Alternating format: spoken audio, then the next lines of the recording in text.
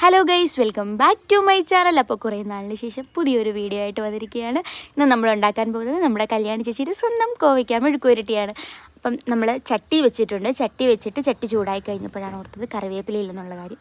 അങ്ങനെ വീട്ടിൽ തന്നെ കറിവേപ്പില വെച്ച് ശേഷം ചട്ടി ചൂടായി കഴിഞ്ഞപ്പോൾ കുറച്ച് എണ്ണ ഒഴിച്ച് കൊടുത്തു. കുറച്ച് എണ്ണ ഒഴിച്ചപ്പം തികയുന്നില്ല എന്ന് മനസ്സിലാക്കി രണ്ടാമത് ഞാൻ കുറച്ചും കൂടി എണ്ണ ഒഴിച്ച് കൊടുത്തിട്ടുണ്ട്. പിന്നെ കടുകിട്ട് വീഡിയോ എടുക്കാൻ പറ്റിയിട്ടില്ല. കടുകിട്ടു ശേഷം നമ്മുടെ കറിവേപ്പില ഇട്ട് കൊടുത്തിട്ടുണ്ട്. കടുക് പൊട്ടിക്കഴിഞ്ഞപ്പോഴത്തേന് പിന്നെ കുറച്ച് മഞ്ഞൾപ്പൊടി എടുത്തു. മഞ്ഞൾപ്പൊടി ആദ്യം ഇടുന്ന വീഡിയോ ഞാൻ എടുത്തിട്ടില്ല. പിന്നെ രണ്ടാമത് ഞാൻ നിങ്ങളെ കാണിക്കാൻ വേണ്ടി ഒന്നുകൂടി കുറച്ച് മഞ്ഞൾപ്പൊടി ഇടുന്നുണ്ട്. അങ്ങനെ മഞ്ഞൾപ്പൊടി ഇട്ട് കഴിഞ്ഞിട്ട് മഞ്ഞൾപ്പൊടി ഒന്ന് ചൂടായി കഴിയുമ്പോഴത്തേനും നമ്മുടെ പ്രധാന സാധനം കോവയ്ക്കയും അതുപോലെ പച്ചമുളക് കീറിയതും കൂടി ഞാൻ ചൂടായ ചട്ടിയിലേക്ക് ഇട്ടിട്ടുണ്ട്. എന്നിട്ടൊന്ന് മിക്സ് ചെയ്തു. കുറച്ച് പ്രാവശ്യം ഒന്ന് മിക്സ് ചെയ്തിട്ടുണ്ട്.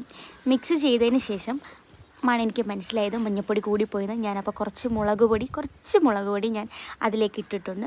പിന്നീട് ഞാൻ ഒന്നും കൂടി മിക്സ് ചെയ്ത് ഒരു 2-3-4 സെക്കൻഡത്തേക്ക് ഞാനൊന്ന് മിക്സ് ചെയ്ത് കഴിഞ്ഞിട്ട് ഞാനത് ഒന്ന് വേവാൻ വേണ്ടിയിട്ട് അടച്ചു വെച്ചു. ഒരു കുറച്ച് കഴിഞ്ഞപ്പോൾ തന്നെ നമ്മുടെ കോവയ്ക്ക മെഴുക്കുവരട്ടി റെഡി ആയിട്ടുണ്ട്. നല്ല അടിപൊളി കോവയ്ക്ക മെഴുക്കുവരട്ടിയായിരുന്നു. ആ കോവയ്ക്ക മെഴുക്കുവരട്ടി ഞാനൊന്ന് ഡെക്കറേറ്റ് ചെയ്തിട്ടുണ്ട് കുറച്ച് കറിവേപ്പിലേക്ക് വെച്ചിട്ട്. എന്നാണ് എല്ലാവരും ട്രൈ ചെയ്യുമെന്ന് വിശ്വസിക്കുന്നു. അപ്പോൾ ചാനൽ ആദ്യമായിട്ട് കാണുന്നവരുണ്ടെങ്കിൽ സബ്സ്ക്രൈബ് ചെയ്യുക, ലൈക്ക് ചെയ്യുക.